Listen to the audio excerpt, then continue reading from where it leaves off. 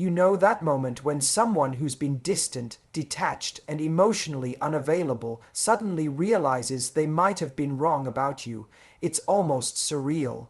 The avoidant, the person who kept you at arm's length, who acted like they didn't need anyone, suddenly feels the weight of what they pushed away. For so long, they convinced themselves that closeness meant danger, that love was control, and that vulnerability would cost them their peace. But then something happens, something small, quiet, and powerful. They wake up one day and realize that in trying to protect themselves, they lost something real. Avoidants don't realize they're wrong through confrontation. It's not when you argue, chase, or demand answers. It's when you stop, when your energy changes, when you're no longer seeking their validation. That's when they notice. Because silence speaks in a way that no conversation ever can. Suddenly, your absence echoes louder than your presence ever did. They remember your kindness, your patience, your effort, all the little things they dismissed, and for the first time, they start questioning themselves instead of you.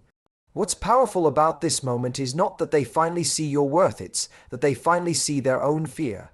They realize they've been running from something that was never chasing them, from intimacy, from being seen, from being loved fully. When the avoidant realizes they're wrong, it's not a dramatic confession, it's subtle. It's in the way they start reaching out more often, in how their messages get a little longer, in how they start remembering the details they used to forget. It's in the way their pride begins to soften, and yet, it's also the moment where you have to decide what to do. Because by the time they realize they're wrong, you may have already learned that loving someone doesn't mean waiting for them to heal. You may have learned that your peace is worth more than their realization. Sometimes the greatest lesson for both of you is not reunion, it's recognition. Recognition that love was real, but timing wasn't. That growth came, but separately. When the avoidant finally faces their own reflection, they don't see a villain, they see someone scared of getting hurt. And in that moment, the walls they built so high begin to crack. The truth is, avoidants don't change because you convince them to. They change because life shows them what loneliness really feels like, not the safe solitude they thought they wanted, but the emptiness of pushing away genuine connection. And when that realization hits, it doesn't just change how they see you, it changes how they see themselves. Silence has a power that words often fail to carry. When you're dealing with someone who has avoidant tendencies, every time you try to explain, justify, or plead your side, it often feels like talking to a wall. You can tell them how their behavior hurts you, how their distance feels confusing, or how much you care, but they rarely seem to hear it. It's not that they don't understand, it's that they're not ready to face the emotional truth behind it. Avoidants build emotional distance as a defense mechanism. They withdraw to feel safe. So when you chase, they pull further away, reinforcing their belief that closeness means losing control. That's why silence, though painful, becomes the language they understand best. The moment you stop explaining yourself, stop trying to be understood, something inside them shifts. It's as if the quiet suddenly amplifies everything they've been running from. When you're no longer there to comfort them, reassure them, or make the effort, the contrast between your presence and your absence becomes undeniable.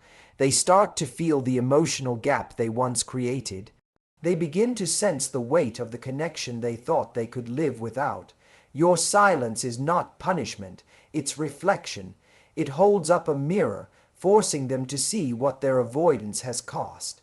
An avoidant person isn't used to silence that feels peaceful, they're used to emotional chaos or control. But when you remove yourself with calm detachment, it disrupts their pattern. They expect you to react, to fight, to beg, because that allows them to justify their withdrawal. But when you respond with stillness, they lose that narrative. There's no longer an external reason to avoid. They're left with their own thoughts, their own discomfort. That's when realization begins. They replay the conversations they dismissed, the messages they ignored, the moments when you tried to connect. They remember your patience and effort not as pressure but as care. What once felt like intensity now feels like value. Silence changes the lens. It allows them to see that you weren't trying to control them, you were trying to love them. And that realization can sting more than any argument ever could. Because in the quiet, they can't defend themselves with logic or excuses. They can only feel the beauty of silence is that it also gives you clarity. It's not just for them to realize their mistakes, it's for you to reclaim your peace.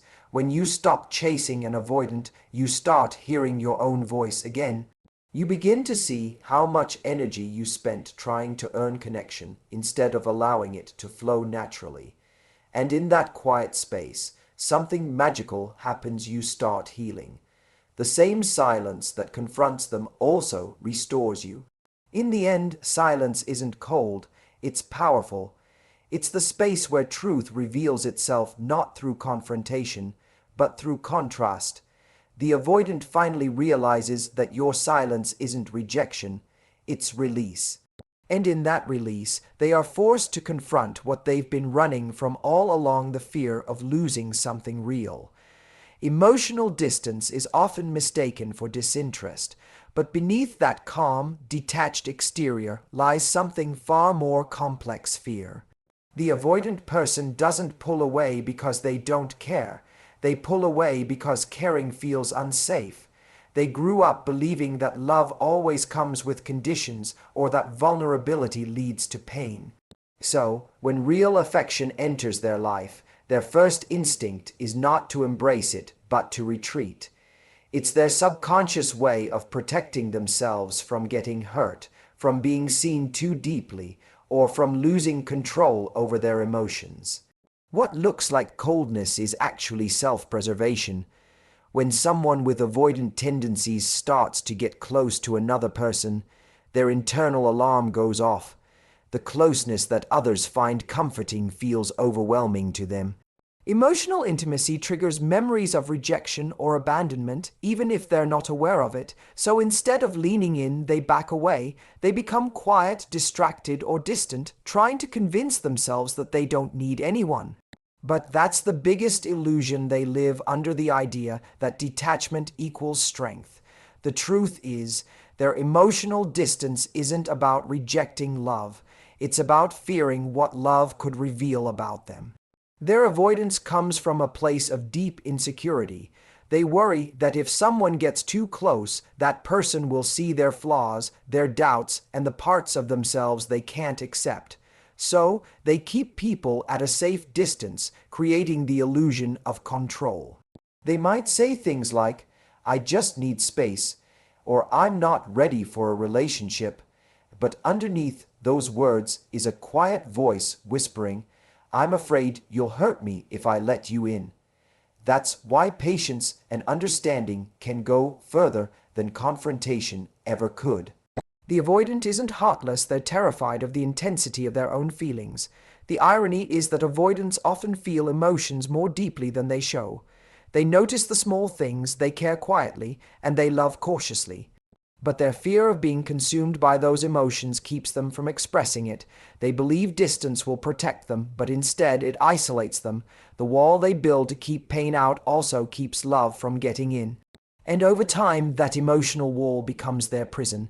They long for connection, but don't know how to allow it without feeling exposed. When they finally realize that their avoidance has cost them meaningful relationships, the truth hits hard. They start to see that the people who cared for them weren't trying to control them, they were simply trying to connect. They recognize that their emotional distance didn't prevent heartbreak, it created it. That's the painful irony of the avoidant mindset. In trying to avoid pain, they create the very loneliness they fear. Understanding that emotional distance comes from fear changes everything. It shifts the way we interpret their silence, their withdrawal, and even their contradictions. Because once you see the fear behind the behavior, you stop taking it personally.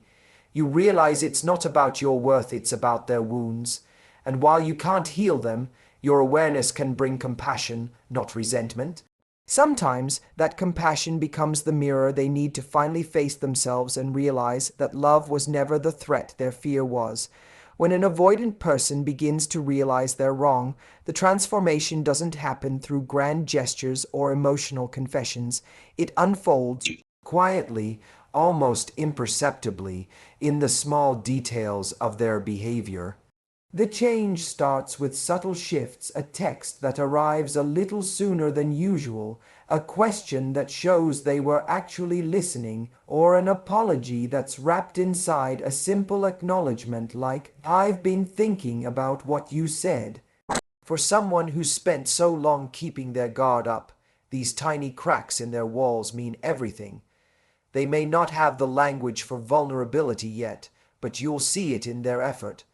The avoidance realization is never dramatic, it's delicate, cautious, and deeply personal. Avoidants often struggle with the weight of self-awareness. When they start to understand how their distance has affected someone they care about, it's uncomfortable.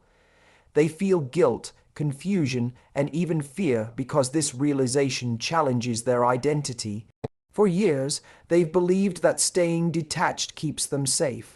But when they begin to care about the pain they've caused, it means their emotional defenses are softening. They might not say, "I was wrong," outright, but you'll notice it in their tone, in their willingness to listen instead of deflect, and in their attempts to reconnect, even in the smallest ways. You might see them begin to remember the things they once ignored: your favorite food, the name of your friend, or the story you shared months ago. It's their way of re-establishing connection without openly admitting they miss you. They might check in more often, asking subtle questions that show concern without sounding too emotional. These behaviors, though seemingly insignificant, reveal a monumental internal shift. They're allowing themselves to care again. And for an avoidant, that's a big step. Their realization also brings vulnerability, which they often try to hide behind humor or casual conversation. They might start showing up more, being present in ways they weren't before, but still testing the waters of safety. It's their attempt to rebuild trust, not just with you, but with themselves. Because deep down, they're learning that emotional intimacy doesn't have to be threatening, it can be grounding. This stage of quiet effort is where true change begins. What's most revealing is the sincerity in their effort. They don't do it to manipulate or win you back. They do it because they finally understand the cost of their emotional distance. They begin to realize that independence without connection feels empty. That love, when genuine, isn't a loss of freedom, but a shared space where both people can still breathe. This understanding often humbles them. It forces them to face the discomfort of their past actions and see how their avoidance was never strength, but fear disguised as control. In these small but consistent gestures, you'll see their apology written between the lines. They may not say, "I love you," but you'll feel it in their willingness to stay. They may not ask for forgiveness, but they'll show it through effort. For an avoidant, words are hard, but change, even in its quietest form, speaks volumes. Their realization is not about perfection, it's about presence. It's the moment when they finally start choosing connection over comfort, truth over defense, and vulnerability over fear. There comes a point when the person who once loved the avoidant must make a difficult but liberating decision to choose self-worth over waiting. When you've poured your energy into someone who constantly pulls away, it's easy to confuse patience with self-sacrifice. You tell yourself they just need time, that if you love them enough, they'll finally feel safe enough to open up. But the truth is, waiting for an avoidant to be ready can quietly drain your spirit. It's not your job to heal someone else's fear of intimacy, nor is it your responsibility to prove that love is safe. There's a fine line between understanding someone's wounds and losing yourself trying to fix them. By the time the avoidant realizes they're wrong, you might already be emotionally exhausted. You've gone through the cycle of closeness and distance so many times that your heart has learned something vital: love should not feel like convincing someone to stay. Sometimes the most loving thing you can do for both of you is to stop trying. When you stop chasing, you reclaim your energy, your peace, and your dignity. It's not about punishing them with silence or indifference. It's about recognizing that your worth isn't determined by whether someone finally chooses you. You deserve consistency, not confusion. Ironically, this moment of letting go often becomes the catalyst for their realization. When the avoidant senses that your energy has shifted not in anger, but in calm acceptance, they feel the difference. They realize that you're no longer waiting in the same place they left you. You've evolved. You've learned that love without reciprocity becomes survival, and you no longer wish to survive a connection. You wish to thrive in one. This quiet strength speaks louder than any words could. It shows them that while love is patient, it also has boundaries, choosing self-worth doesn't mean you stop caring. It means you stop sacrificing your emotional stability for someone else's growth. It means understanding that timing matters, that sometimes two people can love each other deeply and still not be ready to meet in the same emotional space. You learn to grieve the potential without resentment, to release what could have been without needing closure from them. That's where real healing begins. You stop waiting for their realization to validate your feelings and start validating yourself through self-respect and acceptance. When the avoidant finally wakes up to their mistake, they often find that the person they took for granted has become stronger, calmer, and more self-assured. And that's the hardest truth for them to face, that their delay cost them something irreplaceable. You see, love can awaken realization, but it's not your job to stand still while someone decides whether they're ready to meet you there. Sometimes the lesson isn't in reunion. It's in knowing you gave love fully and still chose yourself when it wasn't returned in the same way. That choice is not bitterness, it's growth. It's the realization that love should expand you, not exhaust you, and that your worth was never meant to wait for someone else's awakening. True transformation for an avoidant doesn't come from persuasion, pressure, or even love. It comes from awareness. You can't talk someone into emotional growth, no matter how much you want to. The avoidant has to reach a point where they can no longer outrun themselves, where the loneliness they once called independence starts to feel heavy, hollow, and unsustainable. It's in that quiet reckoning that real change begins. They realize that the safety they sought in emotional distance was an illusion, that building walls kept them from being hurt, but also from being seen, loved, and understood. This moment of clarity rarely arrives with dramatic tears or apologies. It happens internally, when they finally sit in their own silence and recognize what their fear has cost them. When the avoidant finally faces themselves, it's uncomfortable. They have to acknowledge the pattern, the way they push away what they want most, the way they withdraw when things get real, and the way they confuse control with safety. These realizations don't come easily because they shatter years of emotional conditioning. But with awareness comes humility. They start to see how their avoidance was never about strength, but about fear disguised as self-reliance, and that awareness opens the door to something new, accountability. They begin to understand that no one else caused their disconnection. It was a choice they kept making out of habit and pain. Growth for the avoidant often starts small. They begin by reaching out when they normally would have stayed silent. They start expressing feelings, even if it's clumsy or inconsistent. They learn to sit in discomfort without running away from it. These may seem like small steps from the outside, but internally they're monumental. For someone who has spent years equating vulnerability with danger, showing up emotionally is a quiet act of courage. They start realizing that being open doesn't mean losing control, it means building trust. And trust for them is the key to healing. This kind of transformation can't be forced by another person. It can be inspired, yes, but it must come from within. You might have been the mirror that reflected their emotional patterns back to them, the one who made them see what real connection looks like. But the work, the actual breaking and rebuilding, has to be theirs. They have to want to change, not because they fear losing someone, but because they finally understand the emptiness of living behind walls. Only then does their growth become lasting. The most beautiful part of this process is that when awareness replaces avoidance, empathy begins to grow. They start seeing others not as threats, but as equals in vulnerability. They begin to communicate instead of shutting down. They learn that love doesn't mean surrendering power, it means sharing it. That shift from fear to understanding marks the beginning of emotional maturity. And while not every avoidant reaches this place quickly, the ones who do become capable of a deeper, steadier love, one built not on defense, but on presence. Awareness is the quiet revolution that changes everything, not just in how they love others, but in how they finally learn to love themselves.